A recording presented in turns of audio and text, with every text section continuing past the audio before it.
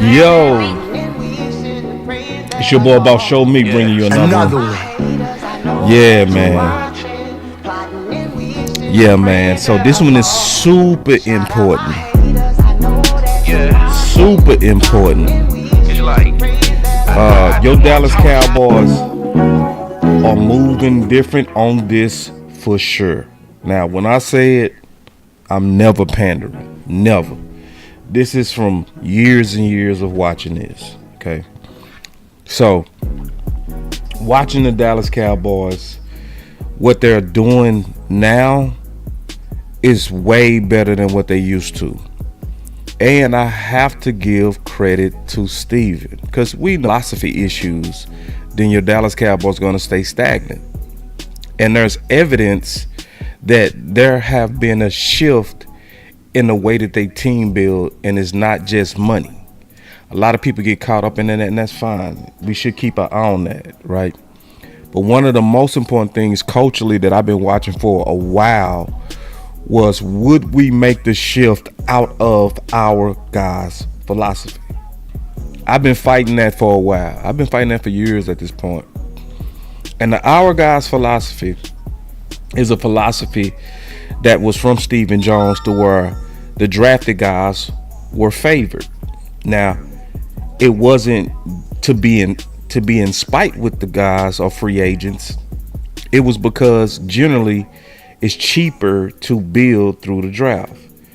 And so he got a little bit too aggressive, in my opinion, Stephen, where he began to kind of force it, where even the players knew that drafted players were favored over free agent players. And I always hated it, because you can never be a family with even a term like our guys. Just imagine being on a team and you're a free agent, and the person that's responsible for the most powerful decision is literally out there saying, a group of you are ours and a other group is not. That alone is divisive. I always hated it for morale. I never believed in it. And it also shows that this change has a lot to do with Shotty, right? So Shotty came in and he really pushed that competition was going to be the center point of his organization. And he's been steadily pushing that.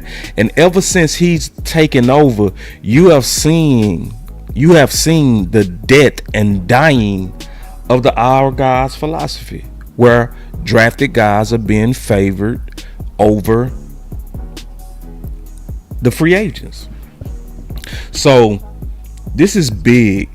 So let me tell you where I saw it coming from. I'm gonna show you a couple of tweets, how I've been keeping my eye on this, because I said this around September. I said the best news this year is our guys' philosophy is losing, where drafted guys were being favored. That was the best news overall culturally. And then I saw another conversation that solidified that basically that is dead. So let me show you real quick. So what was happening is Jane Slater, she's been talking about, they're moving different and that they're moving faster and all that kind of stuff, right? So like she was saying, and yet not enough. I've never seen them this proactive. Now, so somebody had some pushback. And he said after 5 days of free agency last year, the Cowboys had resigned 10 of their own free agents. Now stay with me. This is so important, y'all. 10 of their own free agents. So guys that they brought in and drafted. Then they signed 7 external free agents and traded for 2 players. So in 5 days, so he was basically saying they was real active last year, but they was more so active with resigning their own guys. Going back to that our guys philosophy. He said after 5 days of free agency this year, they have resigned only 4 of their own 7 are external free agents, and they traded for one. And there's the evidence of the change. There's the evidence of the change. Because previously, if anybody been really watching closely, Stephen Jones put a big priority on his guys. A big one. And he did that for years. So it's totally different now. And I'm going to go through the history and show how likely this is going to make us better going forward. Before I do that, let me also turn on y'all comments, because I can't see y'all comments. Let me turn on y'all comments first. Y'all give me 1 second, because y'all might be saying some good stuff.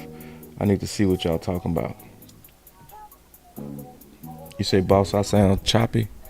I still sound choppy? Yeah.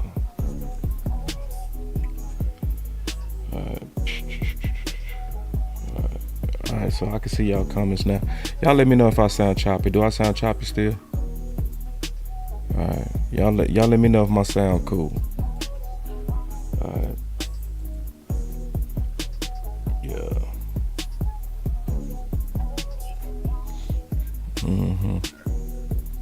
All right. And he said that's why Hoffman was so mad this year. He actually wasn't one of our guys. He was an outside guy. But our guys were people that we drafted generally, or people that came in on 30 visits. They was also considered our guys too. All right, my boy say the truth. Say I'm on a 1. All right, that mean I sound good. Okay. All right. So let me tell you where I really believe the change began to happen. The change began to happen last year when the Eagles won a Super Bowl, and Cowboy Nation was real upset.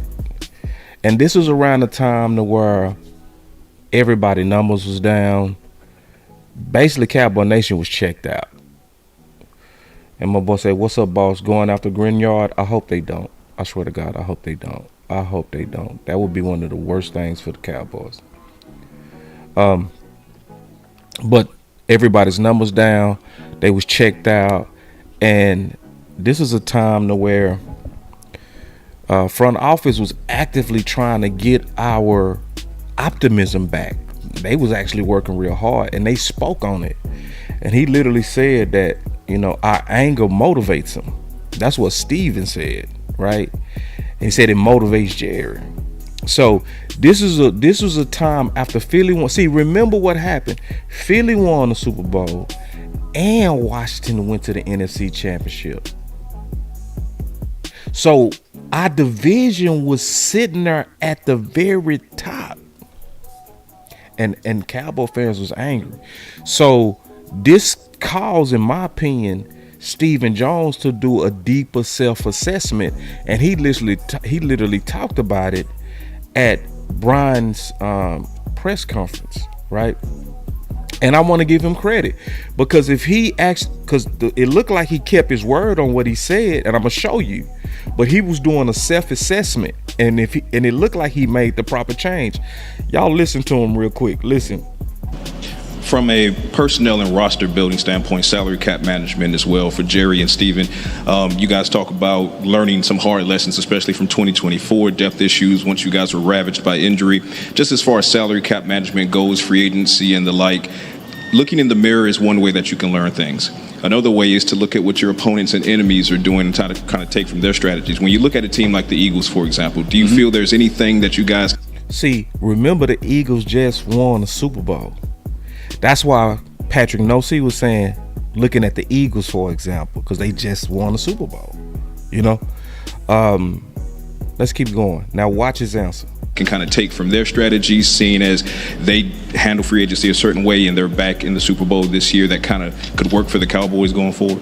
Yeah, I think you certainly look at that. I think you look at your competitors in your conference, what it's going to take to have success, whether that's a 49er team or whether that's an Eagle team. Obviously, the 49ers, had the injury bug situation, and in this salary cap era, if that injury bug hits you hard enough, it's it can be difficult to overcome. And but at the same time, that's the goal, is to really do a good job with your draft, college free agency. That should be where your strong depth is. Obviously, this year we were counting on playing those guys right away, and they had to jump right in. And as the injuries came, more and more had to jump in. And but I think the bigger thing here is just where can we, which has been our goal in the past, where can we, in free agency, take care of some core needs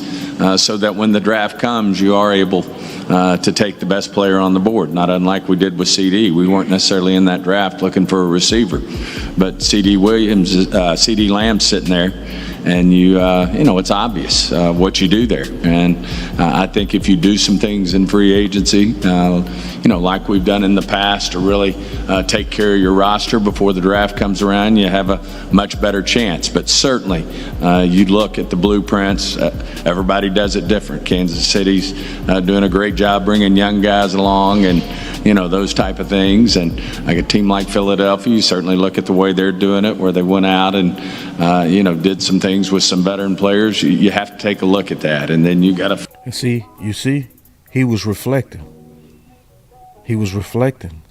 He said, you have to take a look at that. See, because think about what Philly did and what we did. We were so drunk on our guys. Remember that when we tagged him, that was one of the dopest running back free agencies probably in the last 40 years. And I'm not exaggerating when I say that. On running backs. It was a slew of dope running backs sitting right there, and we chose our guy, Pollard. Philly said, we got Sanders, he was dope. We got Swift, he was dope. But Saquon is another level. And we watched them abandon guys that they drafted for a better free agent. And it took them the entire way to the whole ring. And he said, you got to take a look at that. Listen. Philadelphia, you certainly look at the way they're doing it, where they went out and, did some things with some veteran players. You have to take a look at that. He wasn't lying. So he was like, yeah, after this year, after it being so obvious, maybe I'm being a little bit too stringent on pushing for the drafted guys. I have to look at what just worked. Maybe we're a little bit too protective of our drafted guys. And you see the difference this year. Because, I was listening and I heard him say that. I said, could he be changing? But see, talk is cheap. You got to show me. And he's showing it. Like, I'm going to give some examples, but one of the biggest examples is moving on from Osa. That is something that Steven would have never done under our guys' philosophy. He would have found a way to get rid of one of them other assets before he would have got rid of him. Like Clark. He would have probably got rid of Clark before he got rid of Osa. But because he said, and I believe he meant it this time, we got to take a look at that, meaning valuing outside free agency, he made the right move this year. Certainly look at the way they're doing it, where they went out and, did some things with some veteran players. You have to take a look at that, and then you got to find exactly what fits your core, your DNA with our players and what we have, and what gives us the best chance to compete against. Certainly you start with your division, the Eagles, the Commanders, and the Giants. And then you stretch that out, and what does it take to beat the 49ers, to beat the Rams? Certainly those are all things that come in the mix. So then this is another clip of that same press conference. This was January last year in 2025. Listen. But certainly we'll do a real deep dive on putting some personnel together, whether it be through the draft, free agency. I know, typically that's not been the way we've done this team, but we'll. You hear him? You see the difference? See, if I say they moving different, I'm not pandering to you. On this, yeah, this is way different, dog. Anybody that's been really watching them, and you heard them say it. That's not how we typically done it. Let me play it again. Certainly we'll do a real deep dive on putting some personnel together, whether it be through the draft, free agency. I know, typically that's not been the way we've done this team, but we'll certainly look at it and, put really good, not only players, but good football character people with some of the men we have in this room right now. Now, let's ask a question. Did he actually keep that promise? See, because a lot of people lie on this channel. They call us negative, and it's really we're honest. I already said there's 3 different types of people, especially in the offseason. It's the over positive, and they are actually the enemy of change, because see everything good to them, and they never talk about what you need to work on to hit the next level or to contend. They make it sound like we're fine every year, and they oversell everything. They oversell average, and they make average great. Like, you see a lot of that going on right now with even Gary. Like, what's going on with Gary is those of us who trying to improve saying he's good, but we can do better. There's another group out there saying, shit, we don't even really need pass rush at all. We don't need sacks. We don't need none of that. We're good like we are. We're ready to contend. And my answer to that is, oh, hell no. No, we not. So I'm not with the over positive. I need the people to be honest, like straight up. And so and then you have negative people. See, those people actually get stuff done. The people that's tired, the people that's been like, man, here they go, just that talk. See, when you like that, that makes them want to work. Then you have people that's being honest. Right now, I'm being honest. I'm being all the way honest. See, a lot of people try to categorize me and some other people like we just hate front office. It's like, no, I hated our guys' philosophy. But when I see them changing, I will also turn around and do content saying that Steven is doing it right. And he's showing he doing it right. He's making hard decisions that he did not used to make in the past. He's doing what's up, JC? We got JC in the building. He's doing what he has not done in the past. He just did it with Osa. He literally just did it. He had a choice to go with his guy or the outside free agent, and he chose the outside free agent. That is a move that he did not used to do, and that used to mess us up big time. And I'm gonna show you to where we messed up some contending windows with these, what I used to call the Stephen Jones experiments. So this is a culture change. This is a real culture change too. This is a shift in the way that Stephen Jones is building his team. And this is going to lead to a more togetherness of your team. There's no longer going to be a group over here that consider themselves sons. We're our guys. We're the ones that they favor. Then another group over there that's treated like bastards. You gonna have more of a oneness because of Shotty and because of Steven adjusting and saying we're gonna take a deep dive into this and doing it. And he's doing it. So let me show you where this has cost us before. See, this has cost us because do y'all remember when, we went 12-5 3 times? Hold on real quick. Let me get the super chat. My boy Wee Woo. He say, we need pass rush after QBs had career days at. Yeah, we need pass rush. We absolutely need pass rush, and we need to push for pass rush. That's a whole nother subject that you jumping on, but I'm gonna say this real quick. I don't like where the nation is right now with their theories on pass rush. It's a very dangerous place where we are right now with the philosophies we pushing. See, I was one of the first ones to show the trend of DTs and having quality DTs, having a pattern of also winning Super Bowls.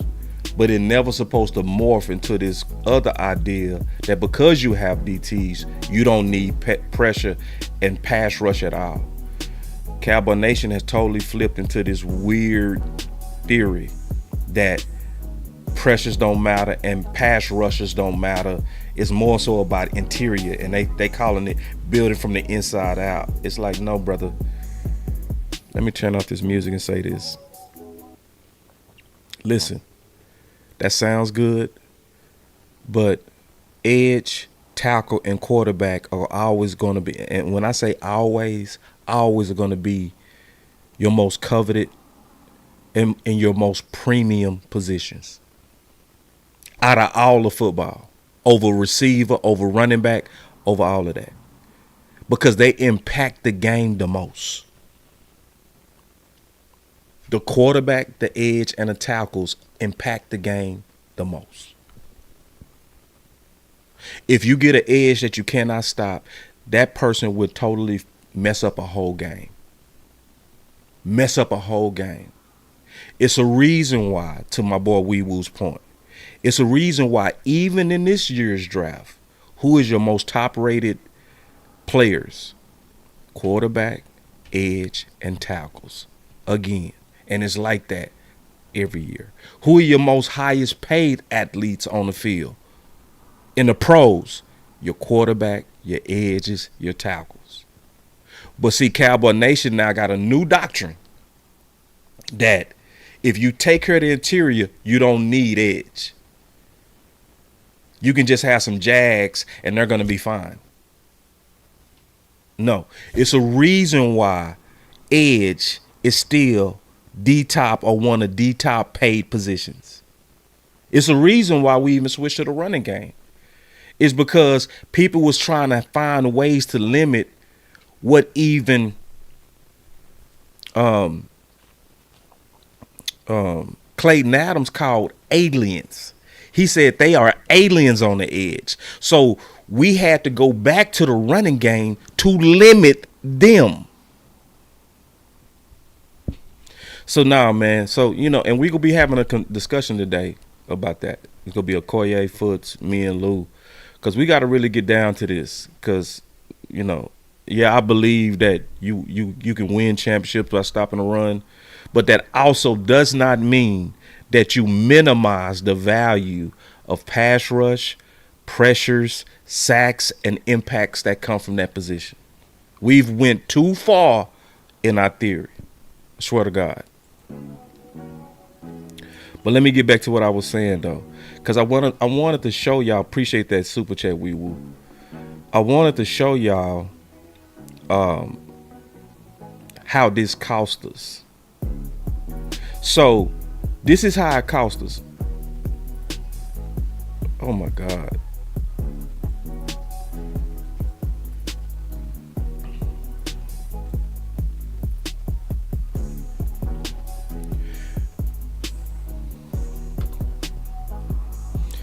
My brother, he said, tackles and edges will not make more than wide receivers moving forward.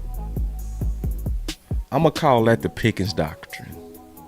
Because a lot of this, like, rechanging the football 101 rules came from Pickens. This is where it's coming from. At first, I would want to bet and have a friendly wager on that, sir. Can we bet money on that? Can we bet that the edge rushers are going to always be over? Well, we can watch it for a whole year. And the edge rushers and elite edge is going to still get paid way more than receivers. Yeah. And see, let me explain this. Especially when you're talking about an elite pass rush. Who are your best elite pass rushers? Guess what? They're around the same ones every year for the last 6 years. You can name the same ones. Who are your elite receivers? Guess what changes almost every year? The top receiver. Let me turn off this damn music. Let's say that again. For the last 6 years, last 7 years, probably last 20 years, your most consistent football players, year in and year out, have been your edge rushers and elite edge rushers. Yeah, that's a reason why TJ Watt and Myles Garrett got their third contract and was in their 30s. Because they are the most consistent. They impact the game the most. And it's not a lot of them. They're like rare diamonds. But see, receiver, which David believes is going to morph them in value. See, this year it's going to be Puka Nacua the best. Last year was Chase the best. The year before was Jefferson the best. Then it was Hill the best. It interchanges literally almost every year. Almost the whole top 5. So what I'm seeing with Cowboy Nation is we're writing rules. We're rewriting rules. Rules that have been put in tablets, stone tablets. It is stone tablets. Edges have been more valuable than wide receivers since leather helmets. And so when I listen to some of the stuff that people say, like, well, why haven't your edges won Super Bowls? That is a very disingenuous and lazy argument. That is like saying Josh Allen is a bum. Well, why haven't Josh won a Super Bowl? Why have Lamar Jackson just have not won a Super Bowl? So because they haven't won a Super Bowl, let's go to Sam Darnold. That's what y'all saying with edge. That's what y'all saying with edge. Because top quarterbacks that was on MVP levels have not won a Super Bowl. Let's just say, you know what? Let's go down to Sam Darnold and try to do it with that. Would y'all do that with quarterback? Or would y'all have the common sense to say, well, even though we have not won, or elite quarterbacks like Allen and Lamar have not won it, even though they have been MVPs, they're still valuable. And if you can get one of those dope quarterbacks, that's rare, you always get them. Now, when it comes to quarterback, we understand that. None of us would say, you know what? Allen has not won a Super Bowl. So let's just stop targeting him. Let's not try to get those types of quarterbacks. Let's go get us Drake. Let's go get Drake. Let's do that. Let's try to win it that way. No, you wouldn't do that. If you had a chance at getting a dope quarterback, you go get him. Even if that dude ain't even won him. Because you know who did that? You know who did that? The Rams. They said, you know what? Matthew Stafford ain't won shit over in Detroit. But we know the value of a quarterback. So let's go get him and let's go for it with him. Did they go to this doctrine? Well, Matthew Stafford has hardly even made the playoffs. He hardly even wins in the playoffs. He hardly even wins because while he was in Detroit, he was hardly even getting to the playoffs. But because the Rams understood positional value, they went after him and then won it. What we're saying is, we don't even value edge because we have one techs. We don't value pass rush because we have one techs. We don't need it. We can go to Sam Darnold. You wouldn't even entertain that. And I'm saying that's the same type of logic that we're putting on edge, and it's backwards. It's backwards. We are breaking football one-on-one rules. We really are. So let me show you where this Our God stuff has hurt us, man. Let me show you where this Our God stuff has hurt us. So remember we had those 12-5 teams. See, people remember that Green Bay was able to run the ball on us.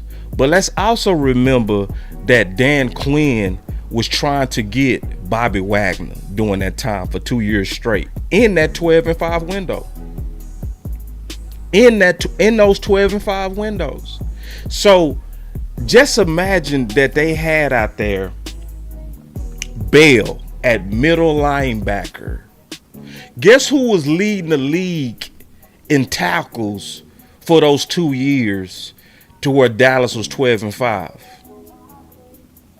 It was Bobby Wagner. And you're back with Dan Quinn. He's your DC in Seattle. 2013, y'all won a Super Bowl together. Why the Commanders? How big of going there was him? And what is it about his coaching, his leadership that makes you want to play with him again? I think the biggest thing for me is, like, I've always been on the West Coast. So coming to the East Coast, you want to come and kind of have and be around, some familiar faces. And so, obviously I had a ton of respect for him from afar. We actually tried to make it happen a couple times. It just didn't work out. We tried to make it happen a couple of times. Me and Dan Quinn. Remember, it was a lot of content creators and people that was blaming Dan Quinn, saying he like little linebackers, and he's on record. I was trying to improve us the last 2 years. I was trying to get to Dallas with Quinn the last 2 years. The last 2 years where I was the number one linebacker in the league. Structurally, from a contract perspective, but we finally got it right. I think, him as a person. We finally got it right when I was up out of Dallas. Him as a leader has always been amazing. I think a big thing too was being able to be coached by Coach Norton again. He's like my favorite coach of all time, and so being able to be back in the room with him again is great too. So DQ did try to get you to go to the Cowboys. This is correct.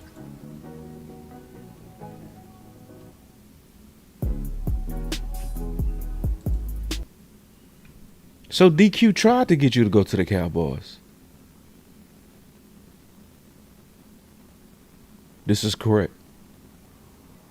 So those times where you needed a linebacker to help you stop the run, that's when he was trying to get you. This is correct.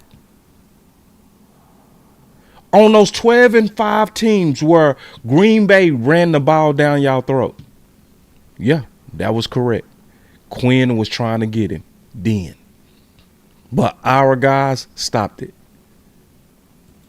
Why? And it didn't work out. Why? It didn't work out. They got to ask the Cowboys there. We don't have no hamburger buns. All we have is Wonder Bread. That's what I said. Get the bread out the bread box. You gonna put it on square Wonder Bread? God damn it, bread is bread. You better bring me that bread before I slap you in your mouth. Don't give me some Wonder Bread. What's that bread called? So tell me some shit about Wonder Bread. This is Wonder Bread. A hamburger is a hamburger. As you make it and put it in the middle of square Wonder Bread. And that's what they was literally doing to Dan Quinn. And they did it to Zimmer. My boss, Day Walker, said, boss, I watched Okoye the other day, and I think he's the absolute best film breakdown guy in the business, but I disagree with him when he said we don't need elite edge rusher. We just want one. Yeah, I agree. I disagree with him, too. And we're going to talk about that tonight. So that's the thing I respect about him, especially him. He not go dodge the arena. We go meet in the arena. We go talk it out. Maybe he go be able to talk me into it. I'm going to be open. I'm going to come in open-minded. I just totally see it different. I see that we need it. I think I got too many examples that if you don't have it, it can turn around and hurt you. And I think we should be aggressive about it. I don't like the tone of us in terms of the community as if we're good. I don't think we're good. I don't think we're ready to contend. And I don't think we should be trying to do it in this long window. Like, it's going to take 2-3 years anyway. Come on, boss. Why you in a rush, boss? Come on, boss. Come on. Slow down, boss. It's going to take a while to build this. It's like, nah, I ain't going for that either.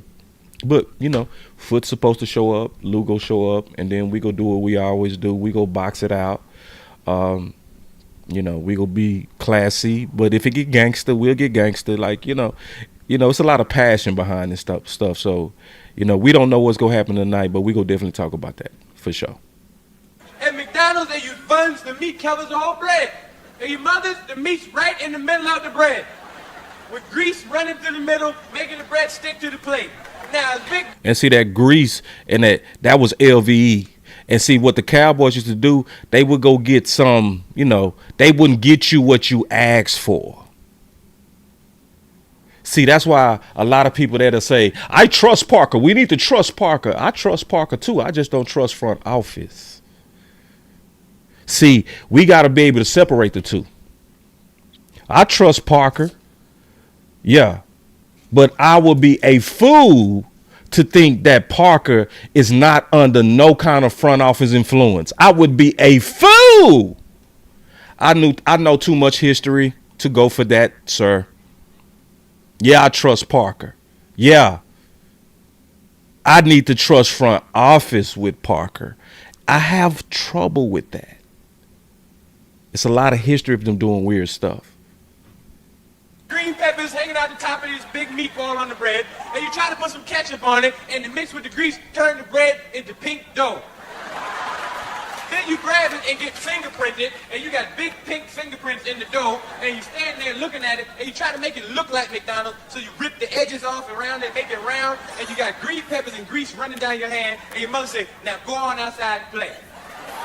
And the other kids got McDonald's. They out there going, we got McDonald's. And till my other kids had McDonald's. So other teams that would target free agents and treat them like one of theirs, they would be able to get that McDonald's. They would be able to get that Bobby Wagner.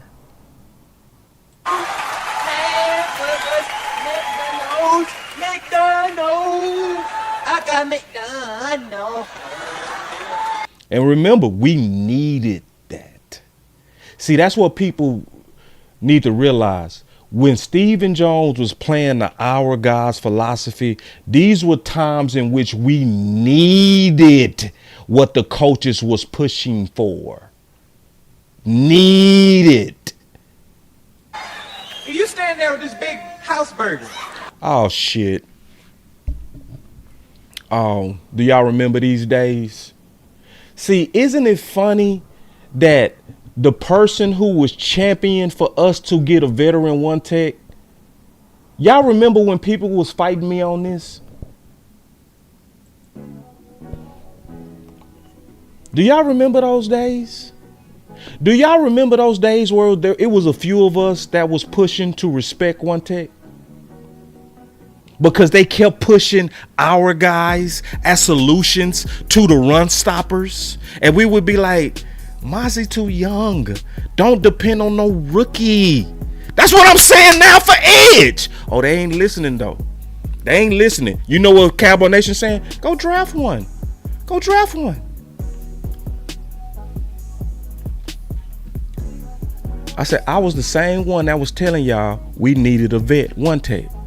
Now, ain't it funny? When I was pushing for the one tech, do you remember what they were saying? Boss, we don't really need one tech because they was attacking the edges, boss.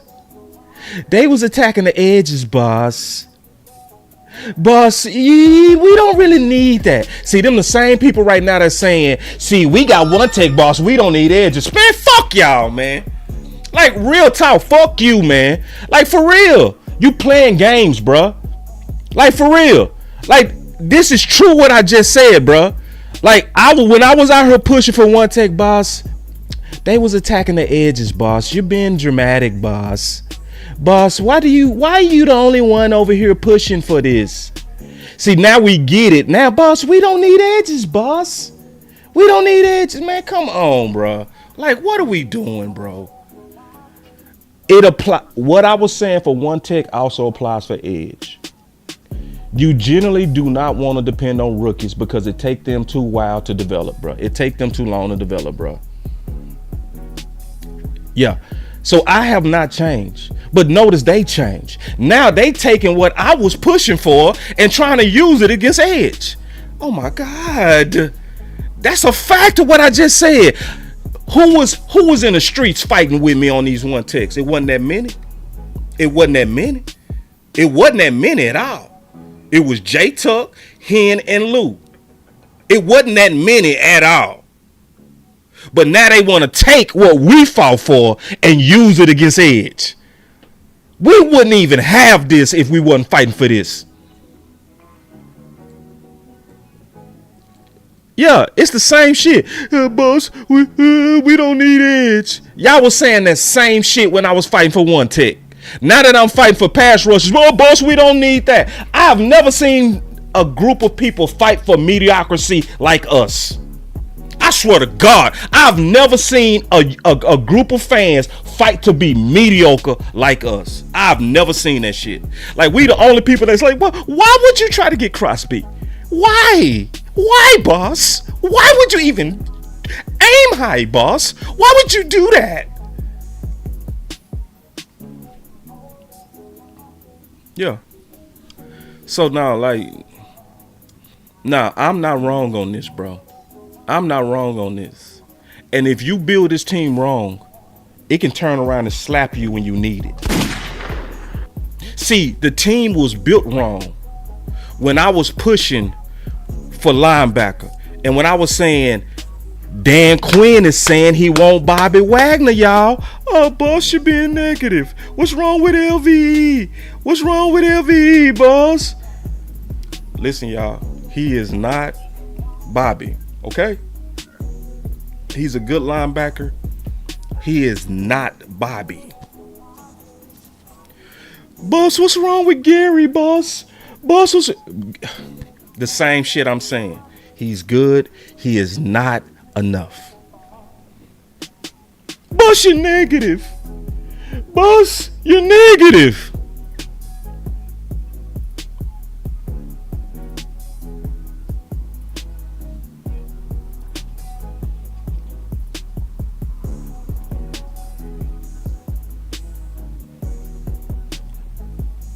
And see, this is why I got upset. Because see, I was the one when I showed this fighting to get us Clarks. I was fighting to get us Q Williams. I'm the one that created the graphic that showed that the 5-year trends is that DTs was some of the most important factors to winning the Super Bowl when I was fighting for the one text. But I did not create that to shit on Edge and devalue Edge. I'm like, wait. I didn't create that graphic to then turn around and say we don't need Edge. Wait. Y'all flipped it. This was, listen, fighting for one tech, that was us. Now they trying to act like they was the champions of the movement. I was champion one tech. No, the fuck you was. You was not, sir. It was a whole lot of y'all, oh, we're good. Why is boss over here overreacting about one tech? Why is he overreacting? Doing all the content. We don't really need that one tech that boss is talking about. But now everybody want to take credit for it now. Ain't that some shit? It's like, damn, the same people that was pushing against me, now pushing against me. Hey, goddamn. Is this about pushing against boss and Lou? Like, what is this really about? Or is this about the best idea? I think some of this is tribal, to be honest. I think some of this is morphed into some tribalism. Some people trying to get revenge because they lost their take on Booker.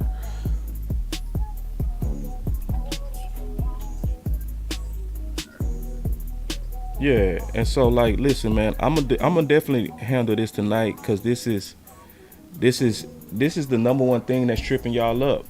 And I'm not picking on you, bro. I'm just seeing the sabotage that we sabotaging ourselves. You say, boss, name the last 5 Super Bowl winners and who was their edge. Listen, bro. Every one of them had some effective edges, brother. Every one of them. And we not gonna also play it like that where it's just about who won it. Cause see, let's not act like San Fran should have beat Kansas City. Let's not act like Bosa wasn't acting a goddamn fool that year. Let's not act like Bosa, when they won the Super Bowl, Kansas City, only because of the mistakes of San Fran. Let's not act like Bosa wasn't the motherfucking man. Let's not act like he didn't make no difference to San Fran getting to the Super Bowl. We not gonna play that game. Like edges don't matter. Why are we doing that, Cowboy Nation? Why are we doing that? Why? We have went too far. That's what I'm trying to explain to people. We have really went from, and it's literally against the laws of football, written in stone. And see, the reason why you don't see, and see, this is what's really happening. It's this false why. See, we see the what, but we getting the why wrong. So we say it wasn't an elite pass rusher in these Super Bowls. That's the what. So then they go crazy with the why and say, which means you don't need him. No, we ain't gonna do that. The real reason why you don't see a lot of elite pass rushers in the Super Bowl, because it's only 5 of them in the league every year. And they're treated like quarterbacks to where teams lock them up and marry them. And usually don't let them get away. So if you got 5 players, what's the chance of any 5 making a Super Bowl? What's the chance of any 5? We talking about 5 to 6.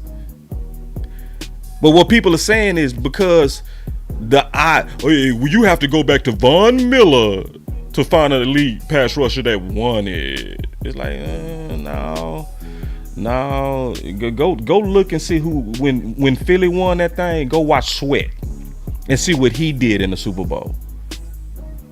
Oh, so we gonna act like Sweat wasn't in the conversation of being the Super Bowl MVP over Carter and Jordan Davis? Or we gonna act like Sweat didn't tear up that Super Bowl, had Mahomes running for his life? Okay.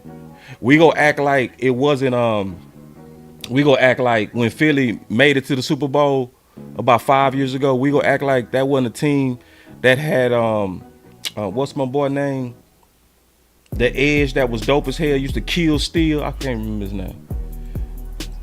So it's like, nah, we ain't gonna do that, bro. We ain't gonna do that. We ain't gonna just be like, we don't need edge because it's been a trend of no elite edges in the Super Bowl. I mean, that won it. They was in it. Shit. Yeah.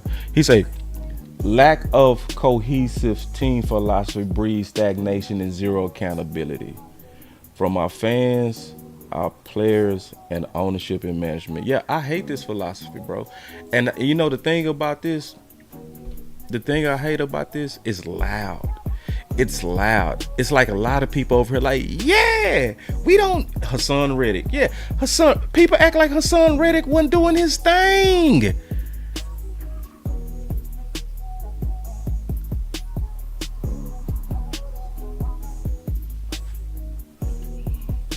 And we literally over here like, Gary, we're good. We're good. We got Gary. He stops the run. We're good, boss. You're panicking.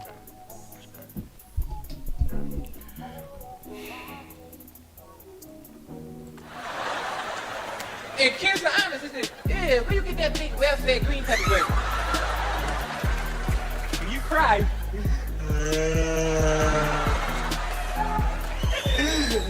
My mother made it. You obviously big focus on stop and run.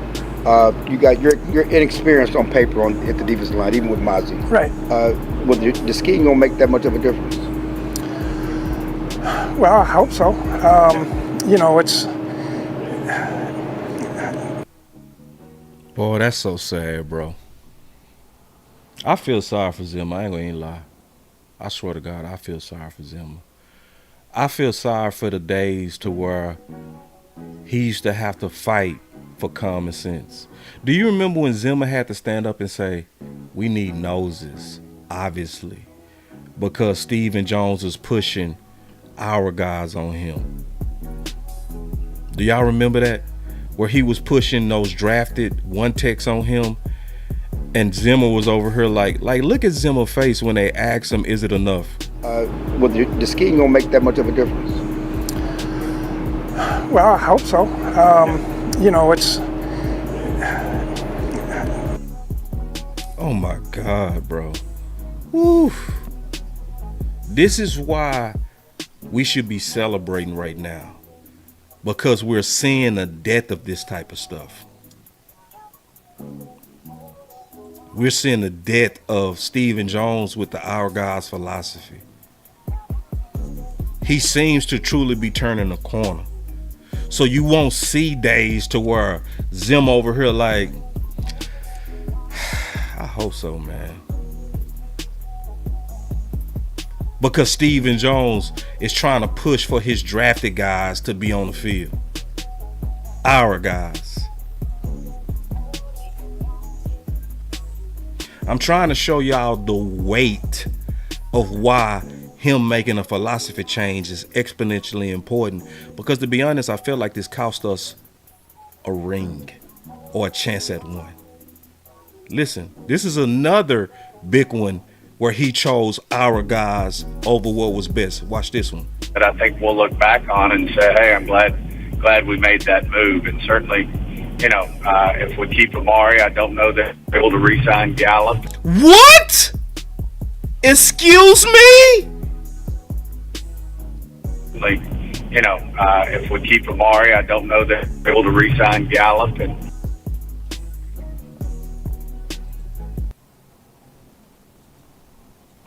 if we keep Amari, I don't know that we're able to re-sign Gallup. And I know right now, Gallup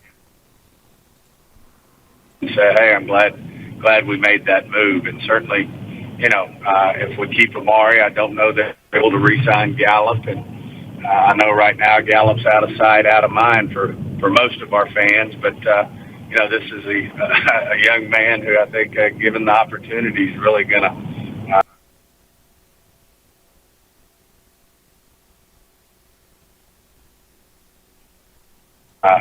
make people open their eyes, and certainly was playing well before his injury, and going to be back, I think, sooner than most people think.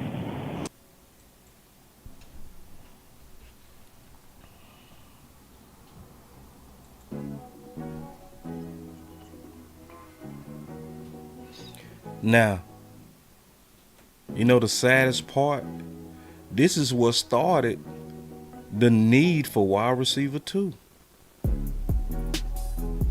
We never should have had a need for wide receiver 2.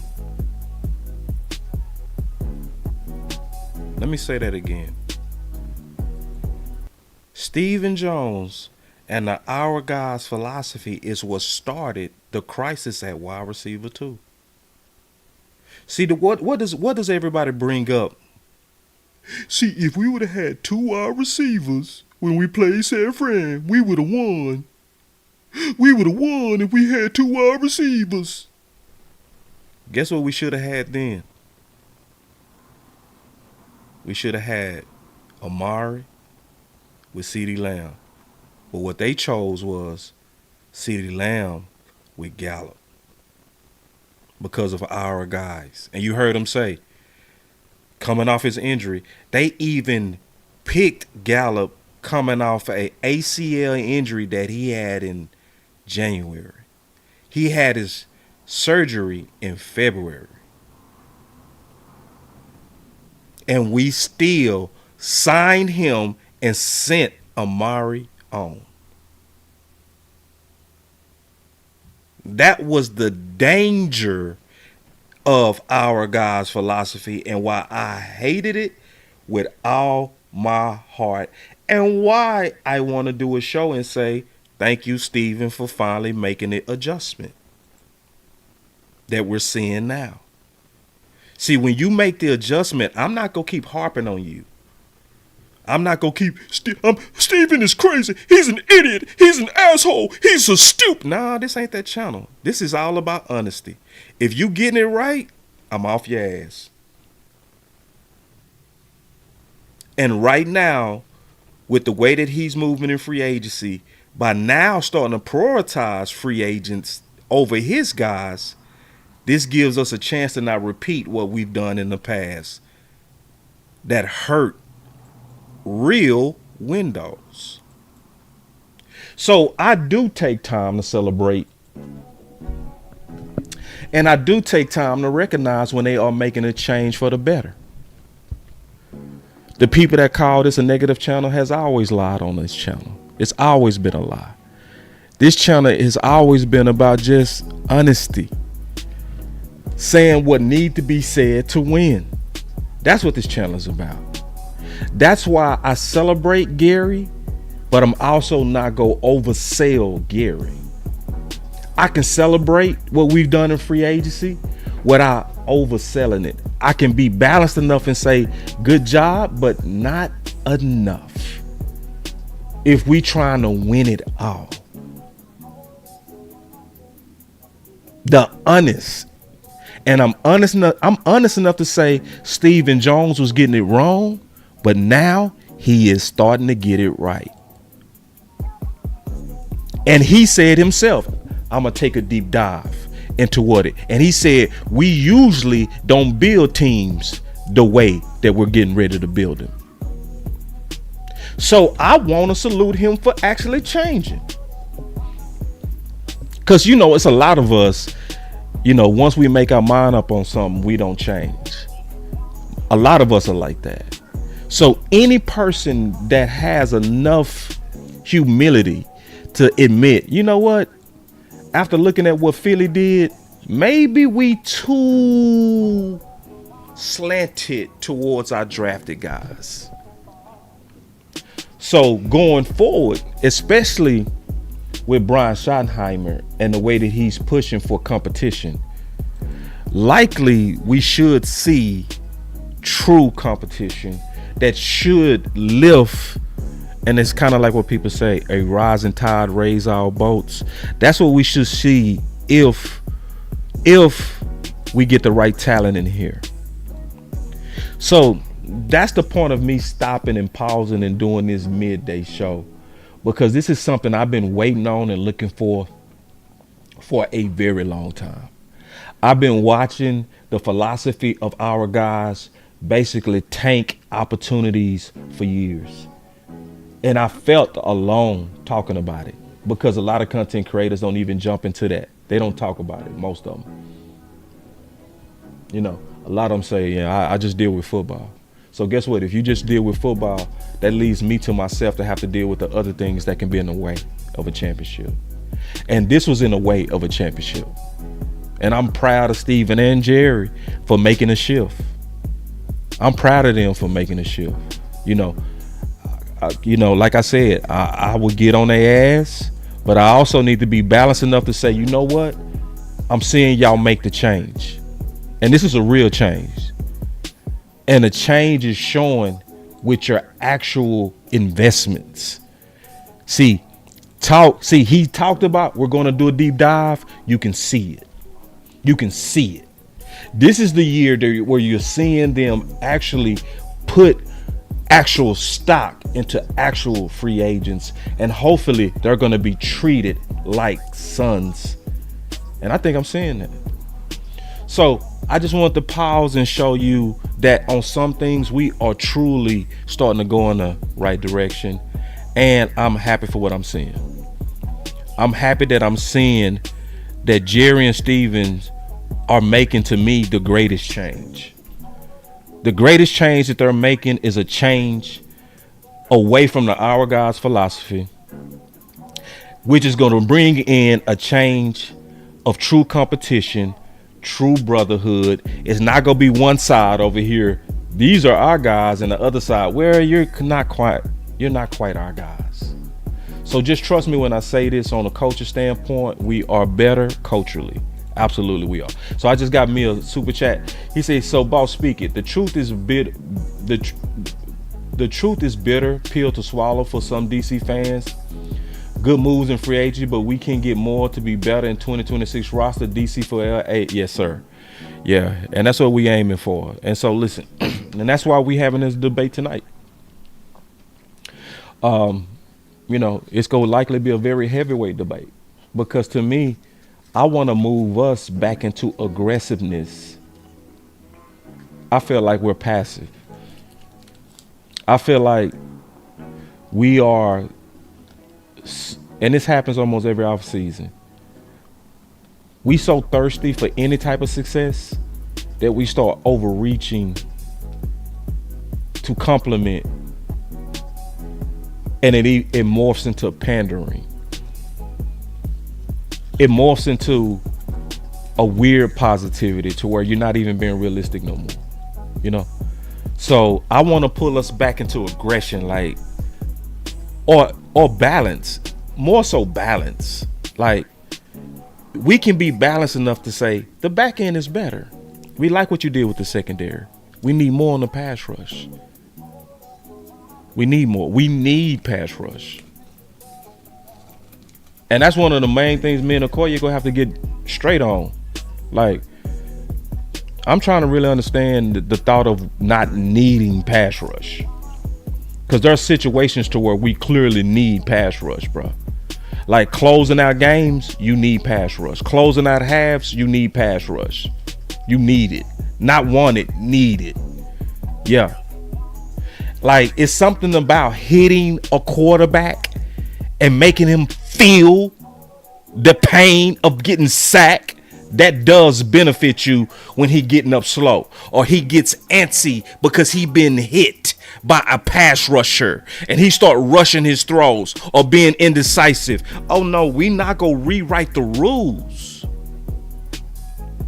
We gotta still keep the rules. The rules are, and have always been, that edge is a premium position, and when you get premium talent, you pay for it and don't play with it.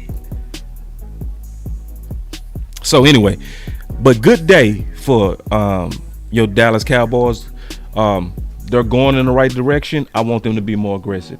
So y'all come back tonight. Tonight is gonna be a debate or talk. I don't know what it's gonna be, but we gonna definitely talk. We gotta all talk. We gotta have a family meeting. I trust the men that when we had this talk, it's gonna be professional. It's gonna be above board. It's not gonna be any headbutts and sneak disses and slick shots. It ain't gonna be none of that. It's gonna be us really trying to reason out and have a war room simulation about what's the best way forward for your Dallas Cowboys, and an honest assessment of free agency as to where we are now and what we need to do going forward. So until the next live, until the next video, if you like content like this, make sure you do me a favor, hit that like and subscribe to this type of content. Also, I always appreciate people that donate to the channel. That always helps, even if it's a little bit. People that appreciate honest content that's not gonna pander to you. One way you can support is with the Cash App at Boss Cowboy Sports. But until the next live, until the next video, I'm out.